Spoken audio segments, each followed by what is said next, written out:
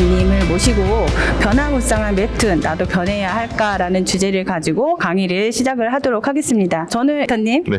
소개를 해드리고 일단은 빠지겠습니다.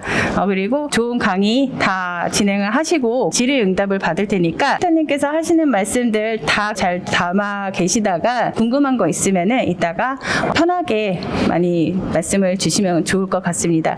자, 그러면은 재민 에디터님 모시겠습니다. 박수.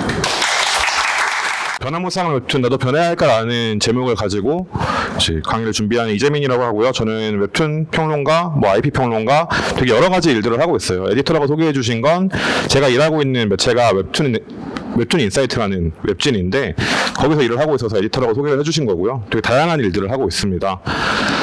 네, 그래서 오늘 좀 트렌드에 대한 이야기를 나눠볼 건데 트렌드에 대해서 얘기를 하기 전에 이 웹툰이라는 것의 트렌드를 알아보기 위해서 웹툰이 어떻게 시작됐는지부터 좀 짚어볼 거예요. 이걸 간단하게 말씀을 드리고 지금까지의 온 흐름들을 한번 짚어볼 겁니다. 그걸 보면은 트렌드가 어떻게 형성이 되어 왔는지가 좀 보이실 거예요. 그걸 가지고 이제 트렌드를 쫓아야 하냐 말아야 하냐 사실 진짜 궁금한 건 이거잖아요. 내가 이걸 쫓아오는 게 맞나 이걸 궁금해 하실 테니까 이 얘기를 마지막에 한번 해보도록 하겠습니다. 네, 인터넷 이전 태어났을 때 내가 첫 기억이 인터넷과 함께했다 하는 분 계세요? 내가 태어났을 때 인터넷이 없었는데 어느 날 내가 자아를 가지기 시작한 다음에 인터넷이라는 것을 알게 됐다. 그런 분들이 지금 더 많죠. 우리는 그래요. 근데 제 조카가 지금 이제 초등학교 5학년, 6학년 정도 되고 그 동생이 초등학교 한 2, 3학년 돼요. 그 친구들은 태어나서부터 인터넷이 있었어요. 그 친구들한테는 이 서사체계, 우리가 알고 있는 이 서사체계가 옛날 거죠. 말하자면 왼쪽에 있는 보이시는 건 반지의 제왕인데 반지의 제왕 안 보신 분 계세요 혹시? 들어는 보셨죠? 네, 영화는 보셨어요? 네, 반지의 제왕 영화 정말 잘 만들었어요. 책도 정말 잘 만들었고 근데 이 반지의 제왕 앞에 보면 3권으로 되어 있잖아요. 우리나라에서는 1권에 2권으로 나눠져 있거든요. 이 2권 중에 첫 번째 권 반지의 제왕 1권의 한 3분의 2 정도가 이 세계관을 이해시키는 데 쓰고 있어요. 호빗은 뭐 하는 종족이고 얘네가 밥을 6번 먹는데 몇 번째 식사를 제일 많이 하고 발에는 털이 얼마나 나 있고 얘네들은 키가 어느 정도인데 토구를 어떻게 파고 살고 이런 걸 설명을 계속 하고 있어요. 이걸 이해를 해야 내가 이 세계에 빠져들 수 있는 거죠. 영화도 마찬가지예요. 영화에서 처음 시작부터 갑자기 꽝 때리면서 시작하지 않잖아요. 이 세계가 어떤 세계고 얘가 주인공이고 얘가 주인공의 파트너고 얘 사이가 어떻고 이걸 설명을 해주죠. 앞에 5분에서 10분 정도의 시퀀스를. 이게 전통적인 서사체계입니다. 그러니까 우리가 알고 있는 기승전결을 갖춘 이런 서사체계를 전통적인 서사체계라고 일단 네. 이걸 전통적인 서사체계라고 일단 이야기를 할게요. 전통적인 서사체계에서 제일 중요한 건 한정되어 있다는 거예요. 뭐가 한정되어 있냐? 책임은 두께가 한정되어 있어요. 3만 페이지, 5만 페이지짜리 책은 있을 수 없죠. 대략 한 600페이지 정도면 와 엄청 두껍다 싶을 거예요. 종이가 있고 그 종이에 쌓여져 있는 책의 두께가 있기 때문에 물리적인 한계가 있어요. 그리고 영화도 우리가 영화관에 들어가서 2박 3일씩 있다 나오지 않죠. 들어가면 2시간이면 나올 걸 기대하고 들어가죠. 그러니까 전통적인 서사체계는 물리적인 한계를 가지고 있어요. 그럼 이제 인터넷이 시작되고 뭐가 바뀌었냐? 2000년대 초반에 우리나라에서 인터넷 보급 사업을 막 되게 공격적으로 했어요. 보급률을 높이기 위해서 엄청나게 노력을 했고 굉장히 성공을 했습니다. 그래서 2001년, 2002년이 되면 그 가정용 인터넷 보급률이 거의 세계 1위를 찍고 막 이래요. 이런 기사들이 남아 있어요. 이 시대를 저는 당시에 중학생이었고 그때 살아가면서 메가패스 광고, 뭐 드루넷 광고 이런 것들을 보면서 자라왔어요. 여기 제 또래이신 분들은 아마 지금 끄덕끄덕 하고 계실 거예요. 그 시대를 살아오면서 인터넷이 되게 대중적으로 많이 퍼졌고 보편적으로 많이 사용되기 시작했어요. 근데 우린 그때 인터넷이 뭔지 몰랐어요. 인터넷은 이 아까 말했던 전통적인 서사체계가 가지고 있는 특성들을 다 붕괴시킬 힘을 가지고 있다는 걸 모른 채로 인터넷을 보편적으로 쓰게 된 거예요. 웹툰이 가능했던 이유 중에는 이렇게 인터넷이 보편화된 게 가장 컸습니다. 웹툰은 뭘로 봐요? 인터넷으로 보죠. 애초에 앞에 웹이 들어가잖아요. 이 웹이 없으면 웹툰은 불가능해요. 그래서 인터넷이 시작되면서 같이 문화 현상이 시작이 됩니다. 혹시 여기 아래에 있는 짤방들 기억나시나요? 다들 끄덕끄덕 하시죠 지금? 싱하형이랑 개주기 아래에 있는 두 개고요. 이 위에는 보시면 포털 시장 규모예요. 그래서 그때도 다음이랑 네이버가 1등, 2등 하고 있었어요. 여길 통해서 뭐가 됐냐? 저기 보시면 얼짱시대 투표거든요. 얼짱시대를 통해서 되게 유명해진 지금 저기 세 번째 있는 분 박한별 씨예요. 실제로 연예인이 되기도 하고 또 이렇게 투표를 해서 화제를 모은 사람들이 쇼핑몰을 열기도 하고 이런 시대가 지금 벌써 한 20년 됐죠. 20년 전에 이미 이런 현상들이 일어나고 있었어요. 그때 우리는 그게 그냥 신세대가 뭘 하는구나 라고 생각했던 거죠. 그리고 나서 그렇게 사람들이 많이 모이고 뭔가를 하고 막 열정적으로 막 모여서 놀다 보니까 거기서 문화가 탄생하기 시작해요. 여기 싱하영, 개주기, 짤방으로 얼마나 많이 퍼졌어요. 싱하영 짤방은 아마 제 또래 이제 30대나 20대 후반 정도 되신 분들이면 싱하영 짤방을 한 30개씩은 다운받았을 거예요. 그 정도로 많이 퍼져 있었고, 개주기 같은 경우도 정말 필수 요소로 어디나 쓰였었어요. 이런 놀이가 이런 걸 타고 퍼지기 시작합니다. DC 인사이드는 지금 뭐 커뮤니티에서 좀 악명이 높지만 당시에는 디지털 카메라 동호회였어요. 디지털 카메라가 생기면서 사람들이 그 디지털 카메라를 인쇄를 하기가 힘들잖아요. 인쇄를 하면 또 뭐 해요, 그걸로. 친구들한테 내가 찍은 사진을 가서 봐봐. 내가 찍은 폭포 사진인데 개쩔지? 라고 해서 보여주면 그래 잘 찍었구나 하겠죠, 친구들은. 근데 여기에 공감하고 있는 사람들, 이 사진이 정말 대단하다는 걸 알아보는 사람들은 여기에 있었던 거예요. 그래서 이 사진을 인터넷에 그냥 올리기 시작합니다. 그렇게 사람들이 모이기 시작했고 그게 DC 인사이드의 탄생이었어요. 근데 사진만 가지고 하면 재미가 없잖아요. 그래서 아까 개죽이랑 싱하영 같은 사진들을 합성하기 시작해요. 그게 또 어떻게 달라졌냐? 옆에 보이는 곳이 웃긴대학이라는 곳인데 이런 커뮤니티를 통해서 퍼지고 친구들끼리 버디버디나 MSN이나 이런 걸 가지고 야 이거 봐봐 하면서 링크를 전달해 주기도 하고 자기가 만든 짤방을 직접 전달하기도 하고 그럼 그 짤방을 받은 친구가 직접 올리기도 하고 그런 일들이 자연스럽게 퍼지기 시작했습니다. 여기까지가 이제 웹툰이 가능해진 시대적 배경이에요. 그렇게 인터넷이 보급이 되면서 첫 번째로 등장했던 웹툰들이 있어요. 99년부터 보기도 하고 2000년부터 보기도 하는데 웹툰이라고 부를 만한 것, 연재의 형태를 가지고 있어야 되고 연재가 주기적으로 일어나야 되고 이런 형태를 갖춘 건 2001년을 시작으로 보고 있어요. 그래서 지금도 활동하시죠, 김풍 작가님. 김풍 작가님이 괜히 웹툰계의 석유라고 그런 게 아니에요. 정말 오래되신 분이고 이 페인 가족이라는 작품을 가지고 연재를 하셨고 캐릭터 사업도 대박이 났었죠. 그리고 강풀 작가님, 저기 오른쪽 위에 보이는 건 스노우캣이라는 분이에요.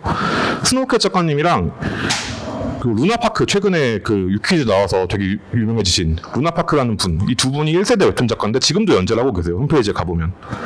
그리고 아래는 마린블루스, 성계군 작가님, 정철현 작가님. 이런 사이트들의 공통점이 개인 홈페이지였어요. 당시에는 블로그도 없었고 SNS도 없었고 아무것도 없었어요. 그냥 인터넷이라는 공간이 있고 거기가 진짜 무주공산이었던 거예요. 그럼 아무것도 없는데 어떡해요? 내가 집을 지어야지. 컨텐츠를 가진 사람들이 직접 집을 지었어요. 그렇게 해서 개인 홈페이지에서 연재를 하기 시작합니다. 이렇게 웹툰이 시작했어요. 개인들이 직접 만들어서 내가 보여주고, 그게 아까 말했던 이런 커뮤니티랑 이 지금은 소셜미디어라고 부르는 버디버디나 MSN이나 이런 걸 타고 퍼지기 시작해요. 저기에 가면 재밌는 게 있대. 그리고 저기에 가면 재밌는 것들이 정기적으로 올라온대 라는 개념이 생긴 거예요. 그리고 나서 비슷한 시기에 이 2001년에서 2005년 그 한 중간쯤에 초기 웹툰 플랫폼들이 등장하기 시작합니다. 2003년에서 4년 사이에 다음 웹툰, 당시에는 다만세라고 불렀어요. 다음 만화 속 세상이라고. 거기에 순정만화라는 작품이 올라오기 시작해요. 강풀 작가님의 초기작이죠. 그리고 파란닷컴에서는 여기 가운데 있는 두 개, 지랄발광이라는 작품이랑 천일, 양용선 작가님의 천일이 올라오기 시작했고, 마음의 소리는 뭐 더 이상 말할 필요가 없죠. 웹툰 안 본다는 친구들도 마음의 소리는 봤었어요. 그러니까 마음의 소리는 말하자면 웹툰이 아니었던 거예요. 그냥 당연히 보는 거지.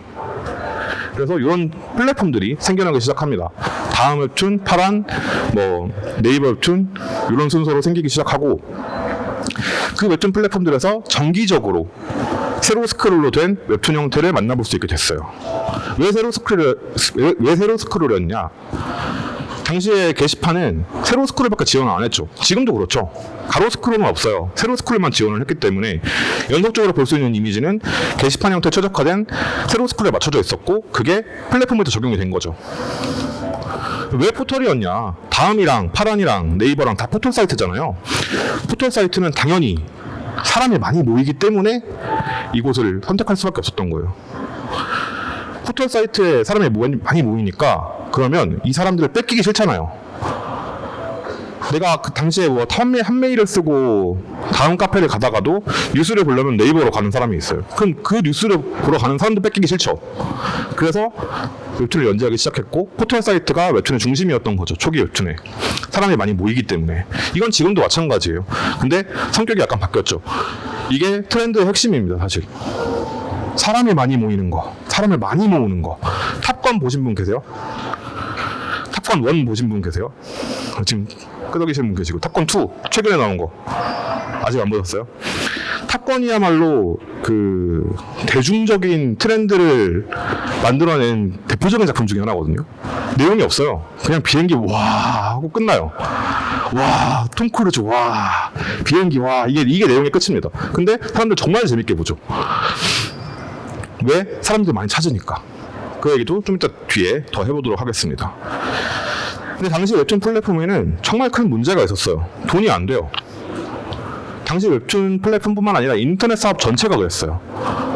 당시 쇼핑몰들도 되게 많았는데 쇼핑몰들도 돈이 안 됐어요. 그래서 2001년 기사를 찾아보면 옥션이 생기고 막 이랬던 때에 460개인가의 그 쇼핑몰이 생겼다가 다음 해에 300개가 폐업을 해요. 그러니까 야 저기가 금광이래 돈이 된대 하면서 막 땅을 팠는데 금광이 아니었던 거죠. 뭐가 어떻게 돈을 버는지 소위 말하는 요즘에 비즈니스 모델이라고 부르는 그런 게 구체화되기 이전에 막 뛰어들었던 시기에 웹툰도 같은 문제를 겪고 있었어요. 다 알아. 강풀하면 다 알고 조석하면 다 알고 다 아는데 그 사람들이 돈을 못 벌어요. 이게 가장 큰 문제였습니다. 그래도 좀 희망해 보였던 거는 2006년도에 고서영 씨를 이제 주연으로 해서 아파트라는 영화가 처음 나왔어요. 웹툰 원작의 최초의 영화예요. 이거 대중문화에도 연결이 될 수 있지 않을까?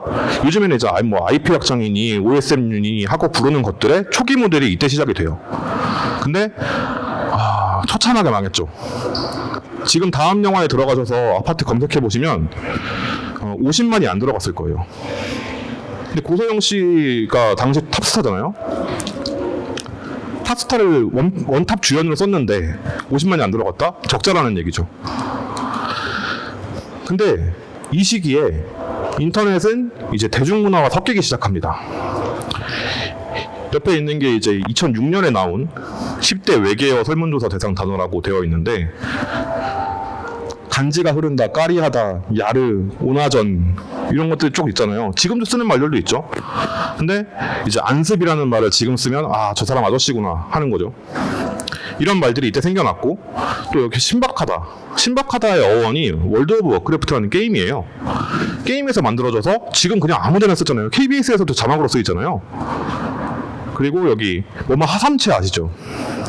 지금 아무도 안 쓰는 하삼채의 어원이 여기 나오는 최수범이라는 얼마 전까지 e스포츠 감독하시던 분인데 당시에 스타크래프트 선수였어요. 근데 이분이 3이랑 연관이 되게 많았어요. 3승 3패 뭐 건물을 3개씩 짓고 이런 전략들을 써가지고 이 선수를 놀린다고 3채를 뒤에 붙인 거예요. 숫자 3을 붙인 거예요. 근데 그게 유행을 하다가 그 당시에 엑스맨이라는 프로그램에서 천명훈 씨가 3채를 씁니다. 그리고 나서 엄청나게 퍼지기 시작해요. 그게 대중적으로. 인터넷 문화는 그들만의 문화, 그러니까 인터넷을 쓰는 사람들만의 문화였는데 이게 대중이랑 연결되기 시작한 때가 웹툰이 한창 연재되고 있던 이 시기에 같이 와요. 그리고 조금 더 발전했죠. 아까 그 커뮤니티, 지금 커뮤니티라고 부르기도 힘든 당시에 그냥 게시판 몇 개 있는 공간에서 싸이월드랑 네이트원 이런 서비스들이 시작이 되면서 보다 우리가 조금 더 연결될 수 있게 돼요. 그러면서 관심 받고 싶잖아요. 관심 받고 싶으면 어떻게 해요? 재밌는 걸 올려야죠. 재밌는 게 어디에 있어요? DC 인사이드나 이런 데 가면 있죠. 퍼오는 거예요. 야 이거 봐라 하면서.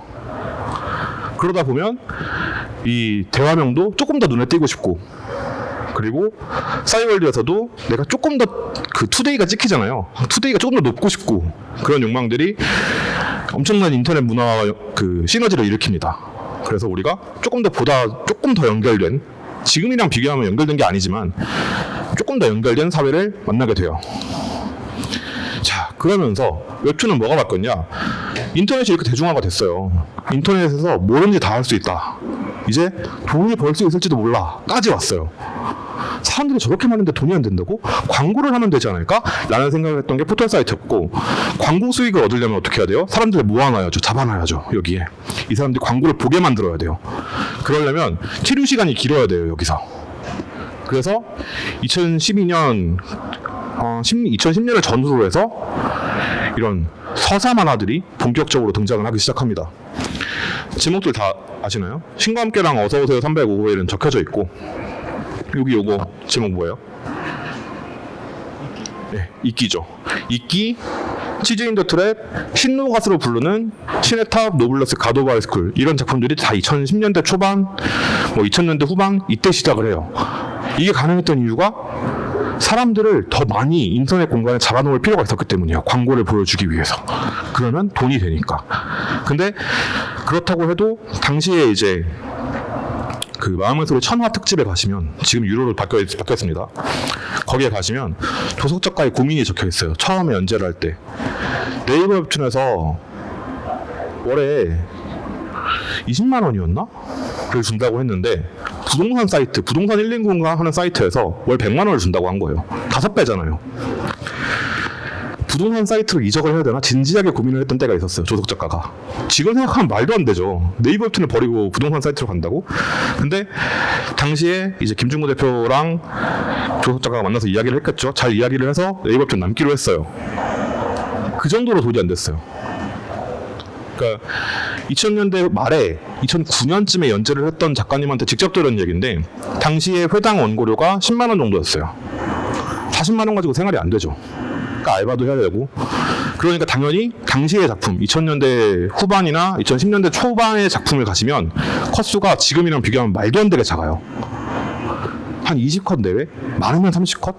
물론 당시에도 강풀 작가님 같은 정말 이 사람은 만화밖에 안 그리나 싶은 분이 계시죠. 정말 만화밖에 안 그리시는 분이고, 그분은. 근데 그게 아니라 내가 20대 초반에 첫 커리어를 시작하는데 첫 월급으로 40만 원을 받아왔다고 어디다 대고 말을 해요. 5주인 주간이 있으면 50만 원이야 라고 말을 할 수가 없잖아요. 당시에도. 그러니까 아직까지는 직업으로 보기엔 애매한 그런 시기가 있었다. 불과 10년밖에 안 된 거죠.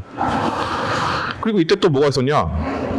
병맛이라는 코드가 유행을 하기 시작합니다. 아까 개죽이랑 싱하형, 그 뒤에 나왔던 수많은 필수 요소들, 야인시대가 만들어낸 고자란이라든지 이런 것들, 이런 엄청난 밈들이 당시에는 짤이라는 이름으로 엄청나게 돌았고, 그게 집대성돼서 하나의 장르를 만든 게 병맛이에요. 이 병맛 장르는 맥락이 없죠. 와장창 그냥 왜 나오는지 모르잖아요. 일단 청와대로 가는 거잖아요. 그냥 버스가 불타면. 이런 만화들이 나오면서 인기를 끌기 시작해요. 사람들이 긴 서사와 짧은 서사, 무맥락 서사, 개그 이런 것들에 익숙해지기 시작한 거죠. 요즘 말로 절여진다고 하죠. 뇌가 절여지기 시작한 거예요. 웹툰을 보면 이런 것들이 있어 라는 게 익숙해진 거죠. 그리고 나서 이 시기가 되면 대중화가 됩니다. 웹툰이. 차도나 멈치나 다 웹툰발 유행어잖아요. 조석 작가님의 마음의 소리에 나왔던 차가운 도시 남자 하지만 내 여자에겐 따뜻하겠지 라는 이 멘트가 돌고 돌아서 차도남이 되어서 어디에나 쓰이고 누구나 다 알아듣는 말이 됐어요. 이제는 뭐 변형도 너무 많이 나왔고, 엄친아도 마찬가지죠. 그냥 기사의 제목에 엄친아 엄친딸만 검색해도 쭈루룩 나오죠. 일상 용어가 되었습니다. 전 이때가 웹툰이 대중매체로서 기능하기 시작한 첫 순간이라고 생각해요. 대중적으로 모두가 알아들을 수 있는 말을 웹툰이 만든 거예요. 그전에는 어디서 만들었냐? TV에서 만들었어요. 연예인들이 만들고 개그 프로에서 만들고. 근데 그 역할을 이제 웹툰이 하기 시작한 거죠. 마침 공교롭게도 개그 프로그램의 인기가 떨어지기 시작한 순간과 일치합니다. 어느 순간부터 개콘이 재미없네? 이때쯤부터일 거예요. 그리고 이제 드디어 돈이 벌리는 시기가 옵니다. 고난의 행군 10년이 지나고 돈이 벌리는 시기가 와요. 2013년에 4월에 네이버 웹툰에서 발표를 합니다. 당시에 김중구 부장이었을 거예요.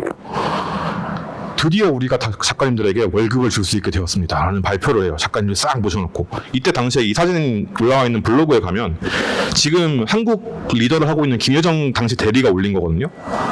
그 글을 쭉 보면 거기에 앉아있는 작가들이 몇 명이 대단합니다. 주호민 작가님 앉아있고, 그리고 뭐 박영재 작가님, 뭐 시우 작가님, 이름만 대면 아는 작가들이 쫙 앉아있어요. 거기서 당신들 월급을 우리가 적지 않게 줄 수 있게 되었어요 라는 말을 하기 시작합니다. 물론 이전부터 원고료는 챙겨줬어요. 네이버 웹툰 제가 증언들을 모아보면 2011년 11월 정도부터 그래도 최저임금보다는 조금 많은 수준의 원고료가 주어지기 시작했다고 해요. 근데 그보다 2년이 지나서 본격적으로 수익화가 시작이 된 거죠. 그거 말고 우리가 더 줄 수 있어 이제 라는 말을 할 수 있게 된 거예요. PPS는 뭐냐면 유료 판매가 포함이 되어 있어요. 완결작 유료 판매 당시에, 그리고 미리 보기 이런 것들이 포함이 되어 있고, 광고, 여러분 작품 쭉 내려가다 보면 하단부에 광고가 걸려있죠. 그 광고를 누르면 작가님한테 돈이 갑니다. 실제로 광고 수익이 있고요. 그리고 파생상품 판매 지원이 있어요. 파생상품, 당시에는 OSMU도 없었고 IP 협정이라는 말도 없었기 때문에 뭔가 다른 계약을 하게 되면 우리가 그걸 나서서 도와줄게 였던 거예요. 지금은 매니지먼트로 하죠. 당시에는 네이버 웹툰에 나서서 우리가 이 계약이 이상한지 아닌지부터 시작해서 도와줄게 라는 말을 했던 거죠. 오른쪽에 보이시는 건 다음 웹툰입니다. 다음 웹툰에 첫 번째로 유료 전환이 올라온 게시 그 공지를 찾아서 제가 캡처를 해놨어요. 노란색으로 표시를 해놨는데, 혹시 그 NR 시리즈 아세요? 다음 웹툰에? 지금 카카오 웹툰이죠.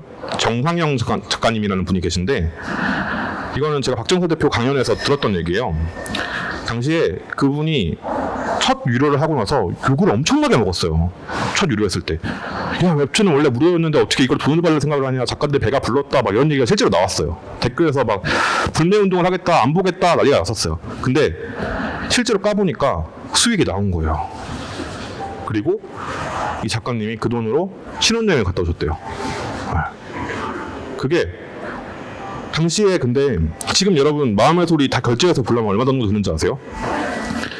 제가 얼마 전에 작년에 심사할 일이 있어서 마음의 소리를 전부 정주행을 유료로 했거든요. 그때 한 20만 원 가까이 나왔어요. 근데 이 당시에 그 돈을 모아서 신혼여행을 갔다 해외를 갔다 올 수 있을 정도의 돈이 모이는 결제 금액이 유료로 막혀있는 회차들 전체를 열어주는데 500원이었어요. 사람들의 열망이 있었던 거예요. 유료를 볼 생각들이 있었던 거죠. 이게 처음 시작된 게 2013년입니다. 그래서 네이버랑 다음이 유료로 막 하면서 그 수많은 총탄을 맞아내고 있었어요. 그리고 유료 플랫폼이 등장하죠. 2013년 7월에 레진 코믹스가 등장합니다. 처음에 웹을 먼저 열었고 10월에 앱을 내놨어요. 레진 코믹스가 처음 등장했을 때 정말 대단했습니다. 왜 그랬냐면 실제로 슬로건이 그거였어요. 네이버 다음 빼고 다 모여, 이거였어요. 되게 자신만만했어요. 그러니까 지금의 어떤 평가를 떠나서 당시에는 정말 네이버랑 다음에서 볼 수 없는 되게 다양한 만화들이 있었고, 특히 성인들을 위한 타겟으로 한 작품이 많았고, 그 중에서도 나쁜 상사라는 작품이 발매한 지 한 8개월 정도 만에 매출액 2억 원을 달성했다라는 보도자료가 나오면서 웹툰이 진짜로 돈이 되는구나, 야, 저거 진짜 돈이 되네 라는 걸 확인하게 된 거죠. 이거는 당시의 출판 만화 시장에서도 되게 상상하기 힘든 거였어요. 왜냐하면 여러분, 출판 만화 시장에서는 뭐가 필요해요? 일단 책을 만들어야 되죠. 이런 책이 나와야 돼요. 책을 만들고 보관할 수 있는 창고가 필요해요. 그 창고는 생각보다 커야겠죠. 그리고 돈이 들어갑니다. 그 창고를 빌리거나 사는데도. 그리고 창고에만 놔두면 사갈 수가 없잖아요. 서점까지 이동을 시켜야 돼요. 유통망이 필요해요. 되게 많은 것들이 필요하단 말이에요. 근데 웹툰은 내가 당신의 스마트폰이나 아니면 그냥 PC 앞에 앉아서 결제하시겠습니까? 예. 핸드폰 번호 치고 확인. 소액 결제 되었습니다. 끝이에요. 그럼 바로 보면 돼요. 그러니까 사람들이 야, 이게 훨씬 편하네, 이걸 알게 된 거죠. 그리고 이제부터 본격적인 비즈니스 모델 얘기가 나오기 시작합니다. 2016년에 당시에 처음에 카카오 페이지 혹시 기억하세요? 맨 처음 나왔던 카카오 페이지.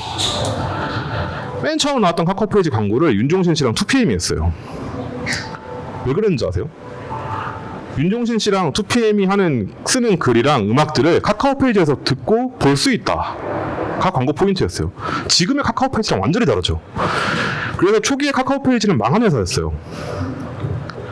그러다가 야 진짜 안 되겠다. 근데 웹툰에 돈이 된다는데 저의 상상입니다. 망상입니다.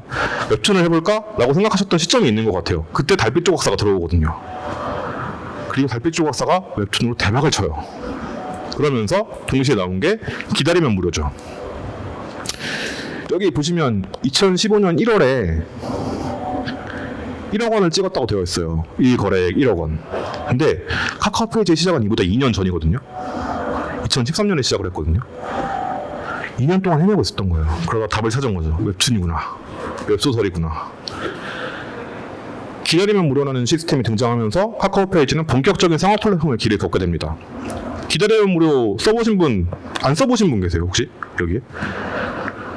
요즘엔 너무 흔하죠. 그냥 들어가서 보면 24시간 뒤 무료. 아 그래? 그럼 다른 거 보고 와야지. 하나 보고 못 참겠다. 지르죠. 이게 이제 온라인 게임 용어로는 꼬우면 지르시든지잖아요. 꼬우면 아시죠? 당연히 질러야죠. 못 기다립니다. 그러면 사람들의 심리를 정확하게 이용했고 이게 대박을 터뜨리기 시작해요. 그러면서 카카오 페이지는 유료 판매 플랫폼으로 굳어졌고 네이버 웹툰은 성격이 조금 달라요. 그러면서 저 위에 지금 흐릿하게 있는 거 보이세요? 사실은 저게 최초의 유료 플랫폼이었답니다. 2009년에 만들어진 툰도시라는 곳인데요. 아까 한참 전에 제가 싸이월드랑 네이트온 얘기를 했죠. 싸이월드랑 네이트온 서비스 회사가 혹시 어딘지 아세요? 당시에? SKT였어요. SKT에서 운영을 했던 웹툰 플랫폼이에요. 툰도시라는 곳. 여기가 최초의 유료, 최초는 아니죠. 그 앞에 M4라든지 이런 것들이 있었고 2010년대 들어서 최초로 유료를 선언을 했고 유료를 판매를 했어요. 근데 도토리랑 연동이 안 됐어요. 내가 남아도는 도토리를 BGM 사는데 말고 웹툰 보는데 쓰고 싶은데 그게 연동이 안 돼요. 그리고 회원가입도 따로 해야 되고 SKT에서 운영을 하는데 불편하잖아요. 사람들이 안 갔습니다. 그래서 망했어요. 2년 만에. 안타깝게도 이게 망한 시기가 조금만 더 버텼으면 3년만 더 버텼으면 아마 됐을 거예요. 2013년에 망했거든요. 이렇게 유료 플랫폼이 등장을 하고 이 외에도 뭐 투믹스, 탑툰 이런 플랫폼들이 등장을 하면서 만화를 유료로 보는 거, 돈 내고 보는 것이 자연스러워지는 시기가 와요. 이게 공교롭게도 스마트폰의 등장이랑 이어지죠. 혹시 여러분 2014년이 무슨 해인지 아세요? 2014년이 네이버 웹툰이 글로벌 진출 원년을 선언한 때예요.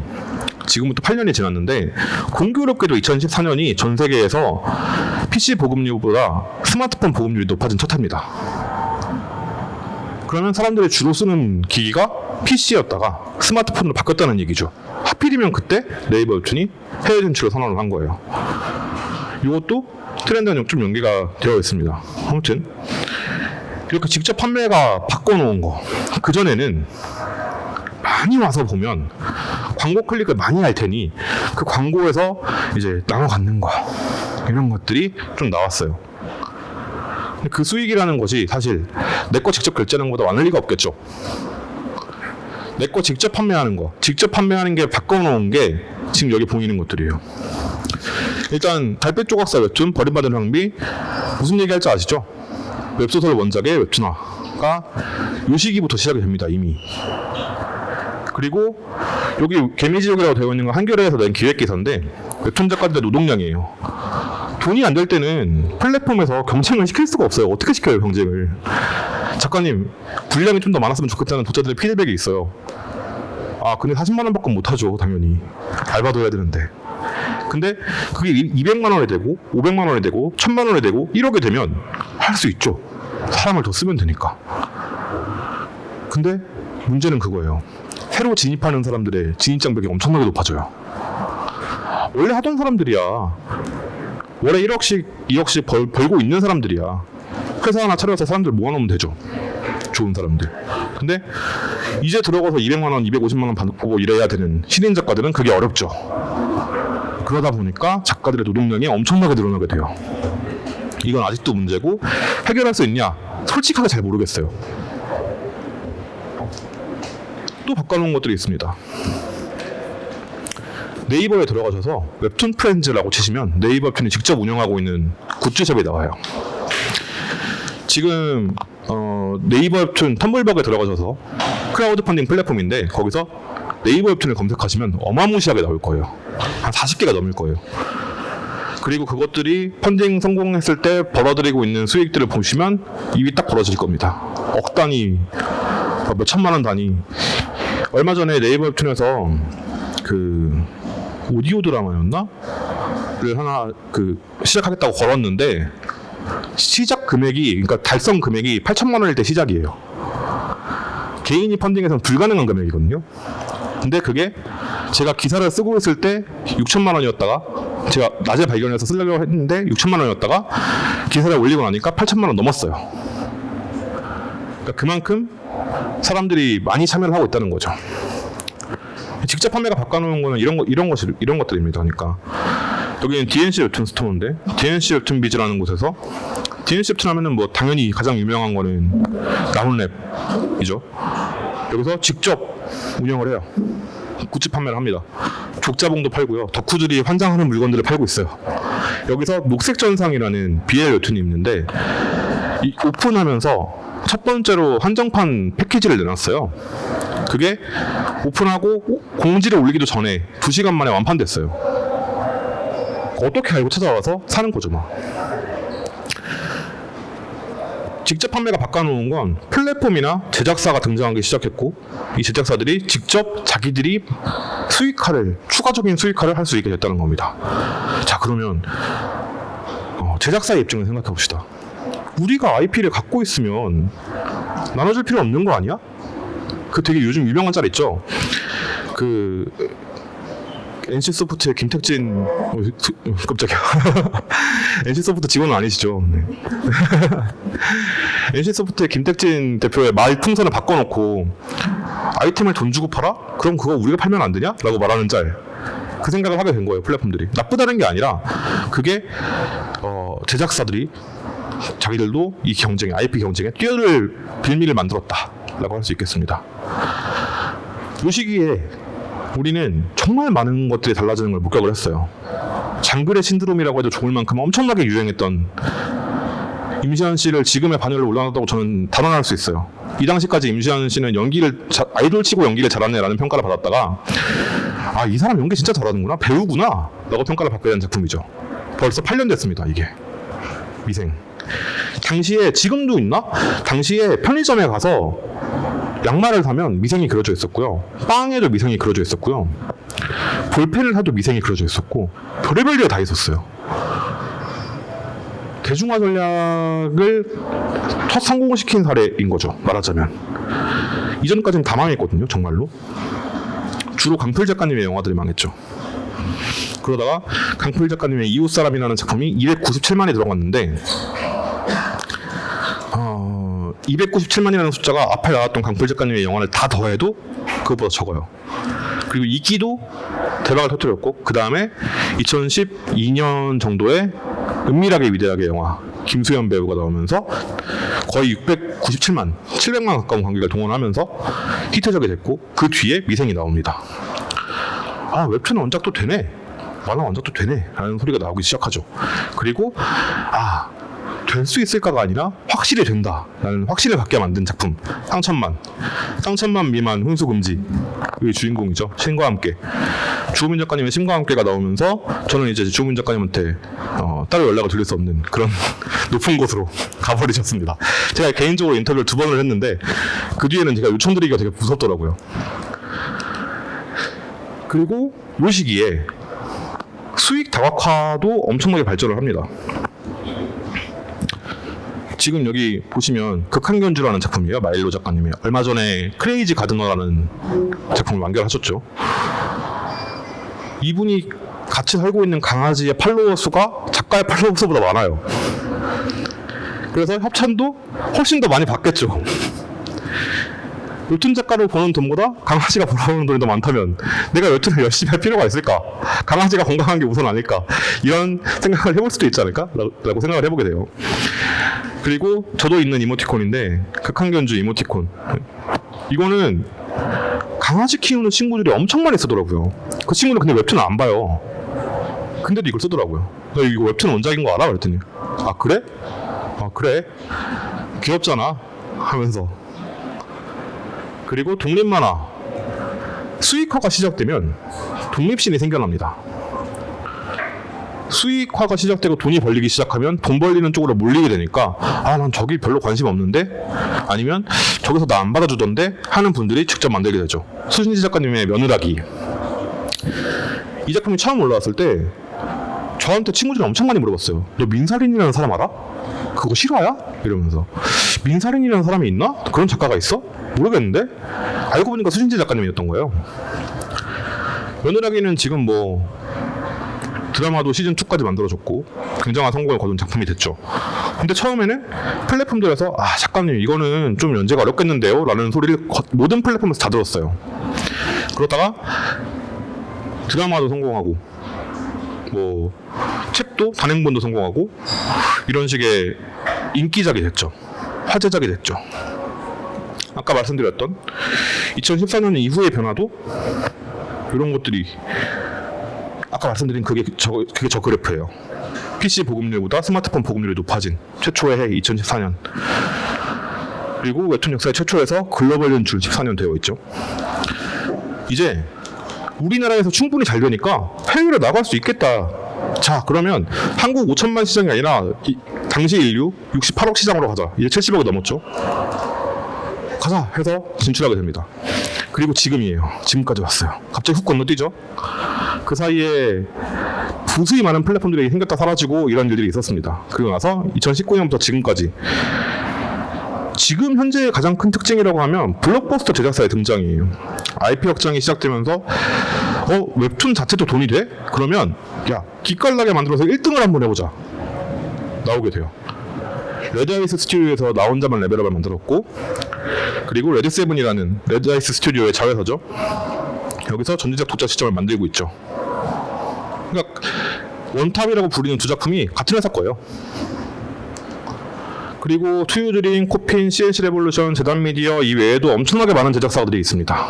엄청나게 많은 제작사들이 있어요. 다 넣으려면 정말 이 페이지가 모자랄 만큼 많은 제작사들이 있고 여기서들도 굉장히 많은 작품들을 만들고 매니지먼트를 하고 있고 거기서 고생하고 계신 PD님들로 오늘 오신 걸로 알고 있는데 굉장히 많은 그 인원들이 투입돼서 일을 하고 있어요. 일을 한다는 말은 뭐예요? 월급이 나간다는 얘기죠. 월급이 나간다는 말은 뭐예요? 그보다 많은 돈을 벌어야 된다는 얘기입니다. 산업이 되고 있다는 얘기예요. 산업은커녕 용돈벌이 정도밖에 안 됐던 것이 15년 만에 산업으로 커진 거예요. 말도 안 되는 성장률이죠. 자, 트렌드 얘기를 잠깐 해보겠습니다. 많은 분들이 오늘 오신 이유가 내가 트렌드를 쫓아와야 되나 라고 생각해서 오셨을 거예요. 근데 트렌드를 이끄는 1위 작품은 지금 현재 가장 화제가 되고 있는 작품은 가장 많은 돈과 사람이 투입된 결과물일 가능성이 높아요. 탑건 매버릭 지금 박스오피스 1위 하고 있죠. 일단 톰 크루즈를 데려올 수 있을까요? 내가 만들고 싶다고? 데려왔다고 치죠. 내가 톰 크루즈랑 톰 형이랑 친해서 데리고 왔어. 그러면 이걸 만들 감독이 있어야죠. 톰 크루즈가 붙는데 그냥 감독을 쓸 거예요? 내가 마이크를 잡을 수는 없잖아요. 카메라를 잡을 수는 없잖아요. 끝내주는 감독을 데려와야 돼요. 다 돈입니다. 마찬가지예요. 웹툰도 그림을 정말 잘 그리는 사람을 모셔와야 되고 각색을 정말 잘하는 사람을 모셔야 될 거예요. 1위를 하려면. 그건 당연하죠. 근데 나는 그런 투자를 할 수 있나? 사업가가 아니잖아요. 트렌드는 사업가가 고민하는 겁니다. 그래서 트렌드를 고민하시는 분들은 사업가여야 되는 거고 작가를 하실 분들은 트렌드를 고민하시면 안 된다고 저는 생각해요. 일단 IP 확장기 계속 이야기를 좀 더 진행을 해보면 그 이유를 지금부터 설명을 드릴게요. 이태원 클라스, 스위트홈, 경이로운 소문, DP, 지금 우리 학교는 이 외에도 2023년까지 넷플릭스 오리지널로만 예정되어 있는 작품이 12작품입니다. 스위트홈 2, 3를 포함해서 11작품이 되어 있고 그 중에서 네이버 웹툰과 카카오 페이지를 제외하면 2작품이에요. 사업가들이 사업을 하고 작가는 작품을 만드는 거죠. 근데 지금 여기에 보시면 뭔가 이상한 게 보이실 거예요. 근데 이거 다 개인 작가 작품들 아니에요? 맞아요. 이게 드라마화가 되고 영화화가 되면 다른 사업으로 넘어간 거지 작가의 작품 그대로 남습니다. 이게 무슨 얘기냐면 지금 눈에 보이는 웹툰계의 트렌드와 그 이외의 수익을 올릴 수 있는 트렌드는 다른 얘기라는 얘기예요. 그래서 트렌드 얘기를 할 때는 내가 어디서 돈을 벌고 싶은가, 이게 정말 중요해요. 산업이라면, 작가라면 내가 어떤 얘기를 하고 싶은가가 중요할 것이고. 자, 웹툰 원작의 드라마 대세라고 하는데 얼마나 대세인지 한번 봅시다. 이거 제가 인터넷에서 주워 원짜리인데 누가 만드신지를 몰라서 출처표기를 못했어요. 혹시 만드신 분 아시는 분 있으면 연락을 좀 부탁드립니다. 2021년에 드라마로 제작된 모든 드라마가 다 적혀 있어요. 이 중에서 웹툰 원작이 몇 개나 될 것 같으세요? 업다운 한번 해볼까요? 한번 찍어보세요. 몇 개나 될까요? 10개? 업. 30이요? 40% 다운. 35 다운입니다. 33 다운입니다. 30 다운입니다. 20과 25 사이에 있어요. 네, 이렇게 표시를 해놨습니다. 21개가 되어 있고요. 그 중에서 색깔이 좀 다른 게 있어요. 노란색, 파란색으로 표시된 것들이 있는데, 네, 노란색으로 표시된 건 웹툰이랑 드라마가 같이 제작된 거고요. 파란색으로 표시된 건 웹툰이 아니라 만화 원작입니다. 그 말은 뭐예요? 웹툰이 그냥 계산하는 얘기예요, 만화에서. 근데 여기서 뭐랄까, 스튜디오 작품, 소위 말하는 노블 코믹스를 계산하면 빠지는 게 없습니다. 다 개인 창작자 작품이에요. 90%. 한경철 작가님의 그에 우리는 드라마랑 같이 제작이 돼서 스핀오프로 동시 연재를 시작했고요. 한 달 먼저 연재를 하고 나서 한 달 뒤에 드라마가 만들어졌고, 그 다음에 그 드라마가 한창 진행이 되고 있을 때 BTS의 B씨가 OST를 불러서 우리나라 OST를 한국어로 부른 OST가 빌보드 차트에 오르는 이상한 일이 벌어졌죠. 그런 시대에 살고 있는 거예요, 우리는. 이런 시대에서 트렌드를 얘기하는 게, 제가 여기서 이렇게 만들면 반드시 성공합니다 라고 말씀을 드리면 사기꾼이겠죠. 그렇게 말하는 사람을 조심하셔야 된다. 왜? 뭐가 성공할지는 아무도 몰라요, 정말로.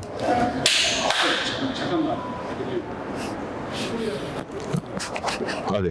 잠깐만, 좀 봐주세요. 잠깐 이거 여기를 보시고 하세요. 네네네. 오늘 어디를? 네. 잠깐만요. 소리가 너무 커가지고 잠깐만요. 지금 이동하시는 아까 그. 괜찮아요? 네. 자, 그러면 이제 트렌드를 쫓을까 말까?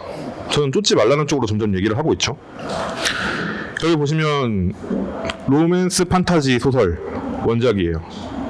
그리고 그걸 웹툰으로 만든 것들이죠. 카카오 페이지에서 구독자 수 100만 이상을 찍은 작품들 4개를 모아왔습니다. 두 개가 다 같은 회사의 작품들이에요. 이런 퀄리티로 매주 연재를 하실 수 있을까를 먼저 생각을 해보셔야 된다고 생각합니다. 지금 최소한 5명 이상, 많으면 10명, 15명까지 붙어서 일주일에 하나씩 작품을 만들어내고 있는데, 그걸 나 혼자서 할 수 있나? 무리죠. 탑건을 나 혼자서 만들 수 있나? 이렇게 생각하시면 편하죠.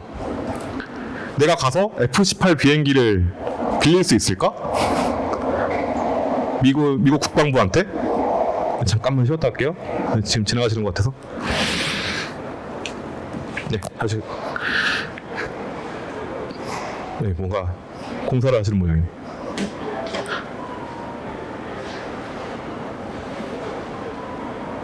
네, 카트 이동이 잠시 이동의 시간이 있었고요. 네, 내가 F-18 비행기를 빌릴 순 없죠. F-18 비행기 한 대에 900억이라는데 그거 어떻게 빌려요? 근데 지금 렌트카도 안 나오는데 지금. 그쵸? 이런 거를 고민을 해봐야 된다. 내가 할 수 있는 게 뭐지를 먼저 고민하는 게 맞지, 트렌드를 쫓아갈까를 고민하는 건 저는 무리라고 생각합니다. 애초에 트렌드는 정말 많은 돈과 시간이 들어가고 인력이 들어가는 거, 그 사람들이 만들어내는 거라고 말씀을 드렸어요. 이것도 마찬가지죠. 귀환자의 마법은 특별해합니다. 템빨, 그녀가 공작제로 가야 했던 사정, 이런 작품들 다 100만 넘거든요. 요즘 이게 트렌드고 이게 뭐 잘 나가고 이런 작품들이 뭐 웹툰계를 어떻게 하고 있다라는 여러 가지 의견들이 나오고, 근데 많이 보는 건 사실이잖아요. 그러니까 1등을 하겠죠. 작품이 1등을 하는 가장 중요한 요소는 많이 보는 거예요. 아까 말했죠. 인터넷의 가장 기본적인 속성, 인터넷 커뮤니티가 만들어지고 뭔가 인터넷에서 뭔가 일이 벌어지는 가장 중요한 속성은 사람이 많이 모이는 겁니다. 사람이 많이 모이게 하는 작품 내가 만들 수 있을까? 만들 수 있죠. 왜 못 만들어요? 근데 이런 퀄리티는 힘들다 하는 걸 인정하는 수밖에 없다. 그러면 개인 창작자는 뭘 만들어야 되냐? 개인 창작자가 앞에 나온 이런 작품들 엄청나게 막 돈 많이 들어가고 시간 많이 들어가고 이런 걸 만들 수 없다면 뭘 만들어야 되냐? 개인 창작자는 할 수 있는 게 없는 거 아니냐? 그런 질문 정말 많이 들어요. 이제 개인 창작자의 시대는 끝난 거 아니에요? 평론가님은 보시기는 어때요? 제가 작품하는 게 맞아요? 그 얘기는 20년 전에도 나왔어요.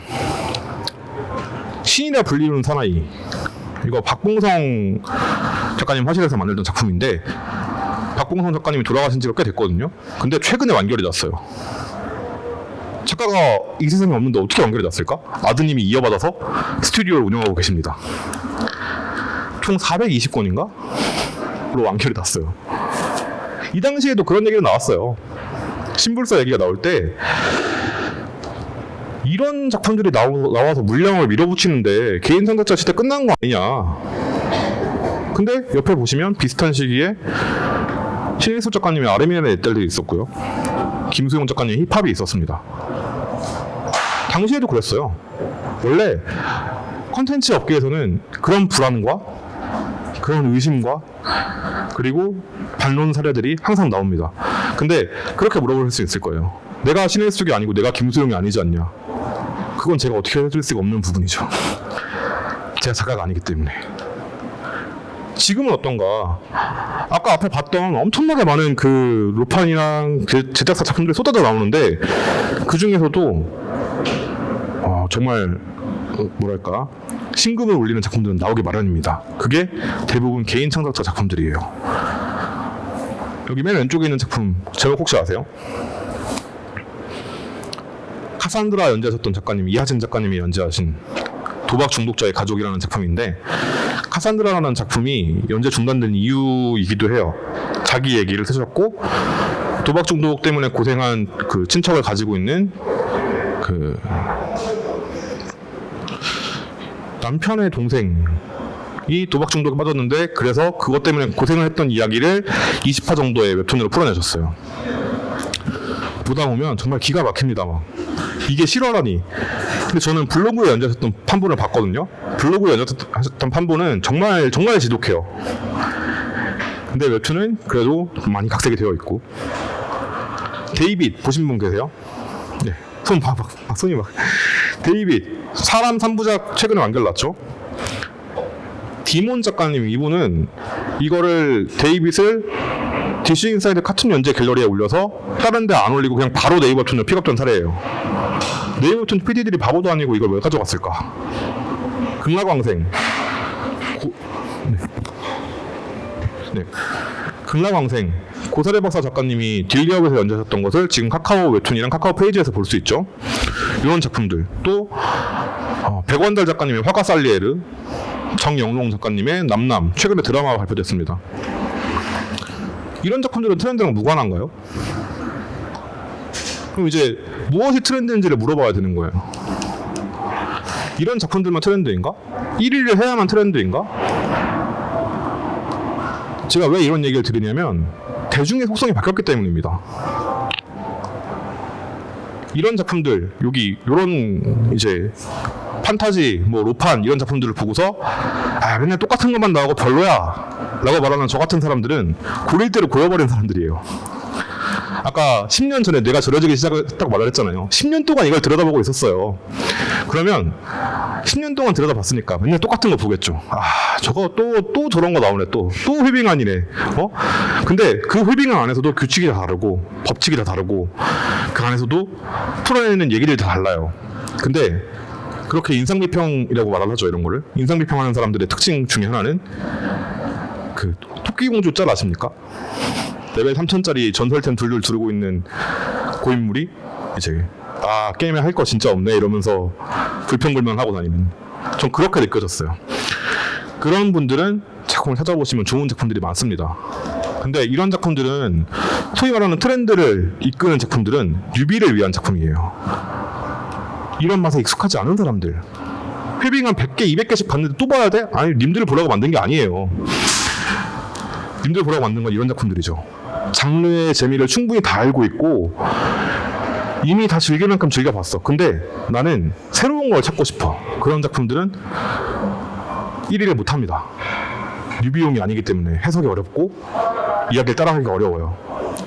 그리고 이런 작품들의 특징 중에 하나는 전통적 서사 구조를 가지고 있습니다. 이 세계를 이해하려면 시간이 좀 많이 필요해요. 아까 인터넷이 전통적 서사 체계를 다 박살냈다고 말을 했잖아요. 다 비슷비슷하죠, 이런 작품들.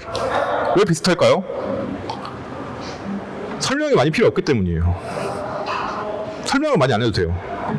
대충 보면 아, 얘가 주인공이고 쟤랑 사랑에 빠지겠구나. 사실은 내가 진짜였다라는 제목과 이 주인공을 보면 아, 이거 비밀인가? 하고 상상을 하게 되죠. 악역의 엔딩은 죽은 뿐 표지만 딱 봐도 아, 로판이겠구나. 근데 주인공이 악역이겠구나. 상상이 되죠. 근데 이 작품들은 보고 상상이 되십니까? 상상이 안 되죠. 남남 첫 장면 어떻게 시작하는 줄 아세요? 남남이 19금이에요. 그 한 컷 때문에. 네. 딸이 집에 들어왔는데 뭔가 이상한 소리가 들려서 봤더니 어머님이 해피타임을 즐기고 계신 장면으로 시작을 하거든요. 남남은 직접 확인을 해보시고요. 제가 말씀을 드리려다가 아, 이거 직접 말을 하면 좀 안 되겠다 싶어서. 네. 근데 그게 단행본으로 나올 때는 좀 수정이 되고 이런 식으로 좀 어댑테이션을 거쳤어요. 네, 또 하나가 지나가네요. 네, 좋습니다. 네. 그래서 이런 트렌드는 서사의 트렌드예요. 그렇죠? 회귀를 하고 빙의를 하고 환생을 하고 누군가의 삶에 들어가서 새로운 삶을 살게 되고 그렇게 치트키를 얻은 주인공이 1등이 되어가는 이야기로 정리할 수 있는 서사의 트렌드죠.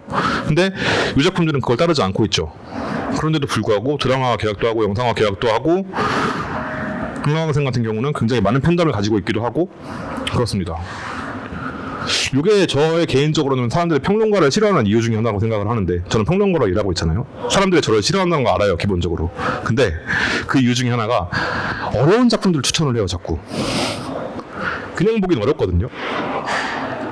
근데 고여버렸으니까 어쩌겠습니까? 고인물들한테는 재밌는 작품인데. 근데 문제는 지나가고요. 문제는 적어도 지금. 네. 네.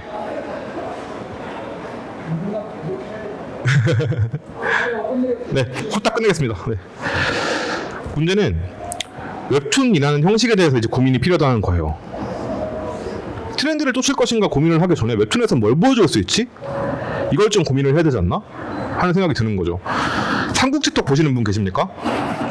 혹시 지금 스마트폰이 있으시다면 삼국지톡에 적벽 64화를 한번 들어가서 보세요. 이따 쉬는 시간에.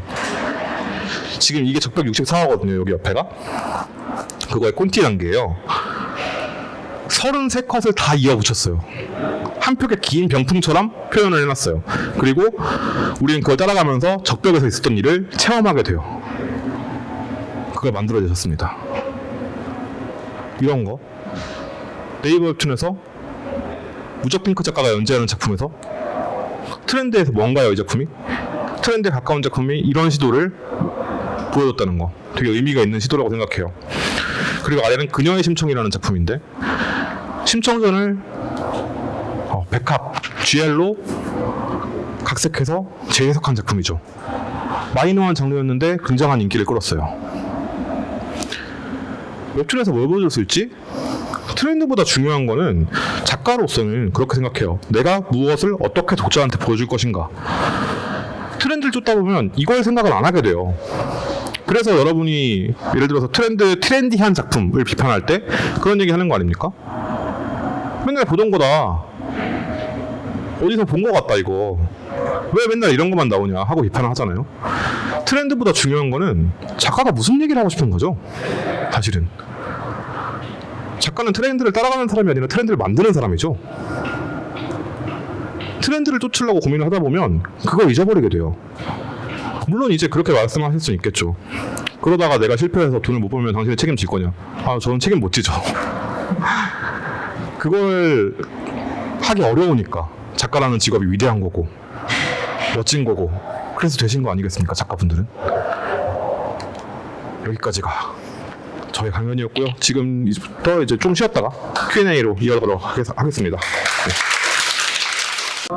네, 잘 쉬셨나요? 지금부터 이제 먼저 미리 질문을 주신 분들의 그 질문부터 말씀을 드릴게요. 질문 1. 네.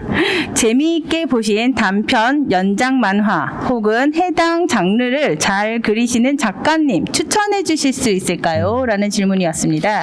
왠지 PD님께서 주신 질문이 아닌가 하는 생각이 드는데 사실 잘하시는 분들은 진짜 많죠. 그 단편 같은 경우도 잘하시는 분들 많고 그걸 엔솔로지 형태로 많이 내시기도 하시고 최근에 좀 재밌게 봤던 거는 문학동네에서 나온 여자력이라는 작품이 있는데 거기는 워낙 잘하는 작가님들이 들어가 계시니까 정말 재밌게 봤고 뭐 그런 시도들이 많아져야 된다라고 생각을 하고 있고요. 또 제가 한 몇 년 전부터 좀 주목하고 있는 작가님이 있는데 뭔가 출판사에서 책을 내시는 게 아니라 텀블벅에서 항상 펀딩을 하시고 그리고 딜리업에서 연재를 계속 하시고 혼자서 작업을 계속 하시는 분이 계세요. 고요한 작가님이라고. 그분도 되게 SF 판타지를 넘나들면서 작품들을 계속 하시는데 되게 인상적인 작품들도 있고 그거를 꾸준히 하신다는 점에서 되게 신기하다 이분. 한 만나 뵙고 싶다 그런 생각을 좀 많이 했습니다. 네. 아직 만나 뵙지는 못하셨나 봐요. 네, 만나지는 못했고요. 야, 저는 국내에 계신 모든 작가님들을 다 아시는 줄 알았습니다. 사실은. 네, 저도 이제 작가님들 만나 뵈려면 일단 시간이 맞아야 되는데 작가님들을 알게 되려면 연재를 들어가시잖아요. 연재를 들어가시면 시간이 안 돼요. 연재를 하면 몇 년씩 연재를 하시잖아요. 그러다 보면 잊어버리게 되고 메일로만 이렇게 연락 주고받고. 네.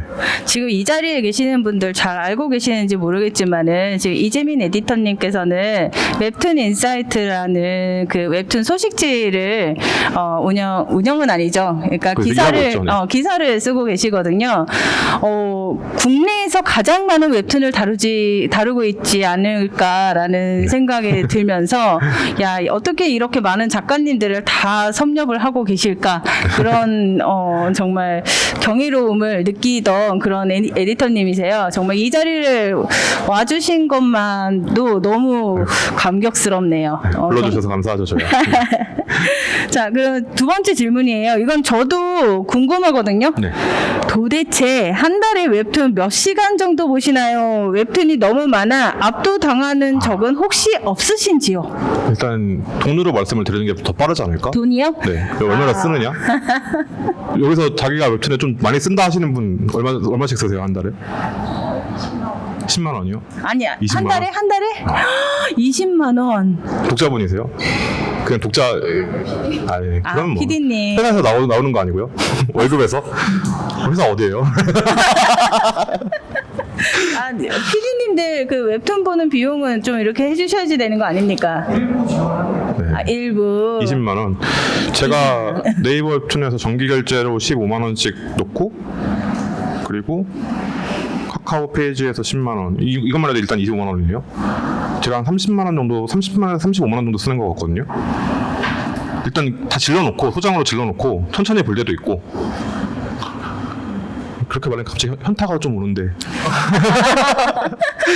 네, 뭐 원고 쓰고 이런 돈을 많이 넣고 있는 거니까 그래서 한 30만 원에서 많이 쓸 때는 40만 원까지 쓸 때도 있고 아까 말했던 그 네이버 웹툰에 마음의 소리 같은 거 볼 때 그때는 이제 좀 많이 튀죠. 한 작품 보는데 20만 원 써야 되고 이러니까. 근데 시간으로 따지면 제가 보통 잘 때 한 2시 반 정도에 자는데 한 10시부터 2시 반까지 4시간 반? 하루에 4시간 반? 4시간에서 4시간 반 정도 쓰는 것 같아요. 네. 일단 신작들 올라오면 신작 올라온 거 일단 쭉 다 보고 신작이 너무 많이 올라오더라고요. 1화만 공개되어 있고 5화 정도가 이제 차 있잖아요. 일단 1화 보고 나서 결제를 해서 6화까지는 봐야 뭔가 얘기를 할 수 있을지 계속 볼지 말지를 결정을 하니까 거기에 돈을 가장 많이 쓰고 있는 것 같고 카카오 페이지는 일단 다 유료니까 카카오 페이지에 올라오는 작품들 중에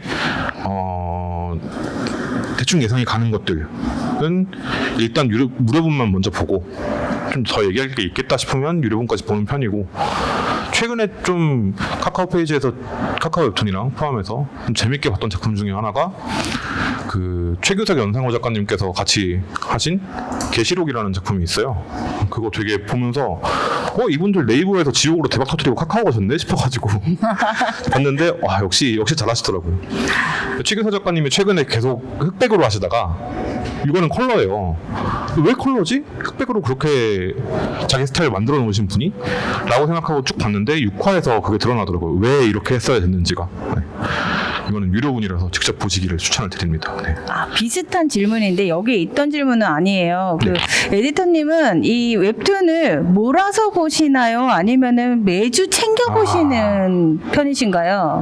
둘 다 해당되는 것 같은데요. 제가 몰아서 매년 정주행을 하는 작품들이 있어요. 매 분기마다 한 번씩 정주행을 하는 작품들이 있어요. 이건 제 취향인 작품이어서 그런 작품들 같은 경우에는 뭐 시네탑 같은 경우는 매 분기 한 반년에 한 번 정도 싹 몰아서 정주행 한번 하고 그다음 반년 잊어버리고 있다가 반년 또 쌓이면 정주행 한번 싹 하고 이런 식이고 워낙 오래 했으니까 그거는 내용이 기억이 안 나요. 쫓아가서 보면 앞에 뭐였지? 막 이러니까 열차를 언제 탔지? 막 이러고 있으니까.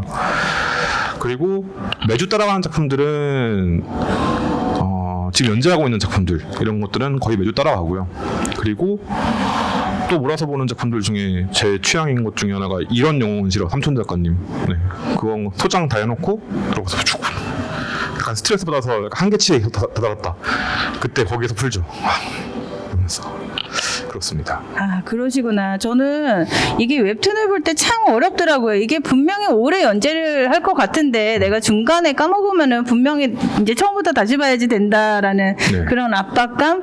그래서 웬만하면은 대부분 저는 연재가 끝난 것들 위주로 많이 보고 그렇지 않은 것들은 어차피 제가 중간에 까먹으면은 책으로 나오더라고요. 그래서 저는 책을 많이 구매를 하는 것 같습니다. 이게 이제 그거죠. 내가 어느 미디어에 더 익숙한가. 네. 그 차이가 진짜 큰 것 같아요. 네, 책인가 봅니다. 자, 그럼 세 번째 질문 들어갈게요. 트렌드를 정량적이거나 키워드 등으로 분석된 자료로 알아보는 방법이 아시는 것이 있는지 궁금하다고 하셨고요. 별도로 웹툰에 대한 중립적인 의견과 소식 등을 전달해주는 분이 정말 드문데 소식을 전달해주셔서 감사하다는 말씀을 해주셨습니다. 아이고 읽어주셔서 네. 감사하고요. 일단 트렌드를 정량적이거나 뭐 키워드로 분석하는 거는 통계자료 분석 툴, 뭐 R이나 이런 것들 되게 많아요. SQL이나 이런 것들이 그런 걸로 분석을 할 때도 있고요. 그런 거는 이제 뭐 플랫폼 자료를 쫙 모아놓은 다음에 그걸 분석할 때 쓰기도 하고 그런 걸로 하는 것보다 사실 정량적으로 했을 때 그게 정말 신빙성이 있느냐를 증명하는 게 더 어렵거든요. 숫자로 나왔을 때 이 숫자를 내가 믿을 수 있냐, 내가 만든 숫자를 내가 못 믿을 때 그때 약간 무서움이 있어서 그런 거는 이제 뽑아놓고 다른 분한테 저희 대표님이나 이런 분들한테 한번 여쭤보죠. 이거 맞아요? 하고 그럴 때도 있고. 근데 사실 정량적으로 하는 방법이나 이런 방법론에 대해서 설명을 드리면 아마 다 주무실 거예요. 재미없고 뭐 엑셀로 만화 보는 게 직업이다. 여기 PD분들도 계시는데 라고 하시는 분들 되게 재미없잖아요. 사실 만화 보는 게 재밌지 엑셀 들여다보는 건 재미없거든요. 그리고 그것들이 중요하긴 한데 뭐 실제로 현업에서 일을 하고 계신 분들한테는 굉장히 중요한 일이지만 독자분들한테는 사실 아무 관심 없는 일이거든요. 그래서 그거는 또한 제 밥줄이기도 하고 네. 그래서 다 말씀드릴 수는 없을 것 같고 그냥 그런 방법들이 있다. 다 똑같은 거 쓴다 라고 말씀드릴 수 있을 것 같고요. 또 독자분들이 좀 재밌어 하실 만한 거는 사실 그런 것보다 현업에 뛰시는 분들 찾아가서 물어봅니다. 그냥 요즘에 어떤 거 같으세요?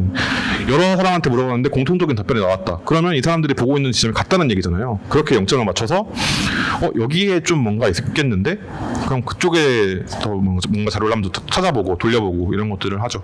네, 그렇습니다. 자, 그럼 정말 의외로 더 많은 정보를 주신 것 같은데요. 그럼 지금 이미 들어왔었던 질문은 여기에서 끝났습니다. 그리고 아까 시작하기 전에 분명히 제가 말씀을 드렸을 거예요. 이거는 중간중간 녹화를 하는 거기 때문에 오프 더 레코드가 될 수 있습니다. 정말 편하게 질문을 하셔도 좋습니다. 그러니까 질문 있으시면은 손 들어주시면 제가 마이크를 넘겨드릴게요. 네, 어떤 질문이든 상관없고요. 웹툰이랑 관련된 거면. 네. 네. 안녕하세요. 강동대학교 마마애니 컨텐츠과 정계성이라고 합니다. 교수님한테 끌려오셨군요. 네. 아니 다름이 아니라 그 트렌드보다 포괄적으로 약간 이슈화라고 해야 될까요? 그거를 보다 빠르게 접하고 미리 알 수 있는 방법일 수 있을까요?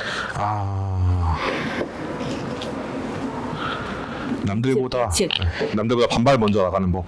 예측하고 그게 그러니까 누구보다 공부할까? 그쵸 누구보다 빨리 나가는 거는 그 추진력을 얻으려면 에너지가 축적이 돼야 됩니다. 방법이 없어요, 정말로.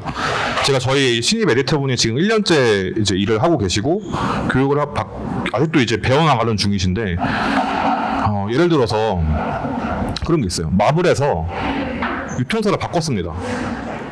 이게 웹툰에 무슨 영향이 있을까? 저는 들으면 바로 알겠거든요. 왜냐면 어디로 바꿨는지는 저도 봤으니까. 펭귄 랜덤하우스라는 곳으로 바꿨어요. 근데 펭귄 랜덤하우스 들어본 적 있으세요? 네. 펭귄 랜덤하우스는 전 세계에서 가장 큰 책 유통망을 가진 회사예요. 왜 여기로 바꿨을까? 마블이 직접 글로벌로 나가겠다는 얘기거든요. 이전까지는 북미에 있는 다이아몬드 디스트리뷰션이라는 곳만 계약을 했었어요. 독점 계약이었는데 거기랑 계약을 북미 지역으로 한정하고 거기는 앞으로는 펭귄 랜덤하우스랑 단연 계약을 맺고 올해부터 하겠다라고 선언을 했어요. 이 말이 뭐냐? 마블이 글로벌로 직접 나간다라는 얘기예요. 근데 이런 걸 바로 알려면 이게 진짜 인사이트거든요. 이거는 많은 양의 정보를 가지고 있는 수밖에 없어요. 네. 그래서 전문가를 쓰는 겁니다. 그러니까 그만큼 공부를 하고 경험을 하고 이 트렌드 그러니까 웹툰 전반뿐만이 아니라 지금 문화가 어떻게 흘러가는지에 대해서 전체적으로 통찰을 할 수 있어야지 된다라는 말씀이죠. 네, 쉽게 말하면 그건데, 근데 작가님들한테 그런 거 하지 말라고 말씀드려요, 저는. 왜냐하면 전문가 쓰시면 됩니다. 궁금하시면 저한테 물어보시면 되고, 아까 지금 꺼졌는데 제 이메일 주소 띄워놨거든요. 아까 되게 간단해요. 웹툰에다 S 붙인 다음에 카카오닷컴인데 궁금하시면 거기로 메일 보내셔서 물어보셔도 되고. 사실 저는 정보가 얼마 전에 제가 페이스북에도 썼던 글인데, 옛날에는 정보가 되게 귀했어요. 정보를 많이 가지고 있는 게 되게 힘이었어요. 그래서 남들 앞에 가서 그거 모르세요? 하는 게 되게 재밌는 일이었거든요. 소위 말하는 오타쿠들이 자랑할 만한 정보들을 엄청 많이 갖고 있는 거, 이게 되게 중요했습니다. 근데 요즘에는 영어 좀 할 줄 알고 인터넷 좀 할 줄 알면 한국에서 고등학교를 나온 수준의 영어면 돼요. 어려운 영어 필요 없어요. 예를 들어서 내가 다이아몬드 디스트리뷰션이라는 곳이 뭐 하는지 궁금해. 다이아몬드 코믹스라고 치면 쫙 나와요. 구글 번역기 돌리면 됩니다. 귀찮잖아요. 그런 거 하는 사람이 저니까 저한테 물어보시면 되고, 그리고 특히 뭐 학생이라거나 아니면 작가 준비생이라거나 이런 분들한테는 제가 정말 단언할 수 있어요. 정말 많은 질문을 주셔도 다 답변할 수 있으니까 걱정하지 마시고 물어보시면 됩니다. 하지만 이제 회사와 계약이 되어 있는 분이다. 그러면 이제 대표님이랑 한번 얘기를 해봐야 되지 않을까요? 비용이 발생할 텐데요 라고 말씀드리겠죠. 이제 그런 거는 전문가를 쓰면 해결이 되는 일이라서 개인적으로 취미에 맞고 개인적으로 재미가 있으면 하시는 건 상관없어요. 근데 내가 이걸 위해서 막 엄청 시간을 들여서 공부를 해야 돼라는 압박에 시달리실 필요 없다. 네. 아까 연락처는 SB 작가님 분들한테는 다 자료를 공유를 해주시겠다고 하셨으니까 그쪽에 담겨 있는 이메일로 연락을 주시면 될 것 같습니다. 저기 또 질문을 주시네요.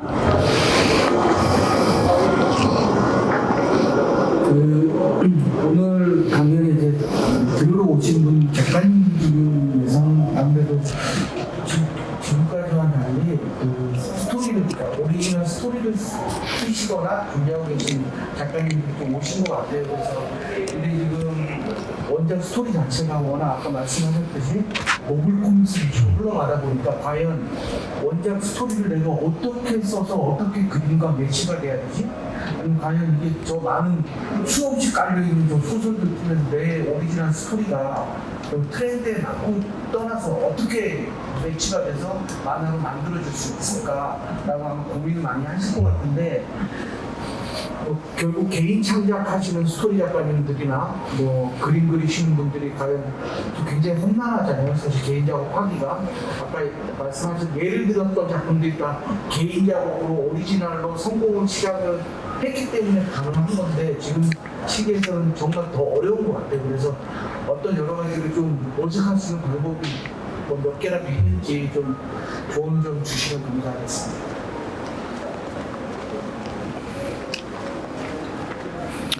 네, 일단 아까 말씀드렸던 것 중에 트렌드를 고민하는 사람에 대한 말씀을 드렸어요. 트렌드를 고민하는 사람은 사업가입니다. 사업을 하고 계시기 때문에 고민을 하고 계시는 거고, 그리고 여기서 사업화를 준비하고 내가 여기서 스토리 작가로서 뭔가 원안을 써서 이걸 웹툰화를 시키고 이런 고민을 하고 계신 분들이라면 이것도 비슷한 답이에요. 작품들 속에 답이 있어요. 근데 그 답은 조금 느린 답이에요. 왜냐면 작품으로 이미 나왔으니까. 웹툰 만들어 보신 분들은 아시잖아요. 자, 오늘부터 연재합시다 하고 한다고 오늘 바로 연재되는 게 아니죠. 계약서에 보면은 한 6개월 정도의 준비 기간, 많으면 1년 정도의 준비 기간이 있습니다. 지금 트렌드를 이끄는 작품들은 6개월 전에 준비가 된 작품들인 거예요. 그걸 빨리 하려면 어떻게 해야 되냐? 그거는 제가 그 답을 알면 그쵸? 여기까지 하겠습니다. 제가 그 답을 알면, 근데 저는 그 답을 가까이 가서 대충 이런 것들이구나, 이렇게 되어서 준비가 되어 왔구나를 볼 수는 있지만 그 안에 뛰어들어가서 직접 전쟁을 하는 사람은 아니에요. 저는 그거 전쟁이라고 보거든요. 얼마 전에 제가 되게 존경하는 PD님이 있는데 그분이 그런 말씀하셨어요. 365일인데 1년이 364일 정신 차리고 있다가 하루 정신 놓으면 바로 밀려날 것 같다. 저는 그런 삶을 살고 싶진 않거든요.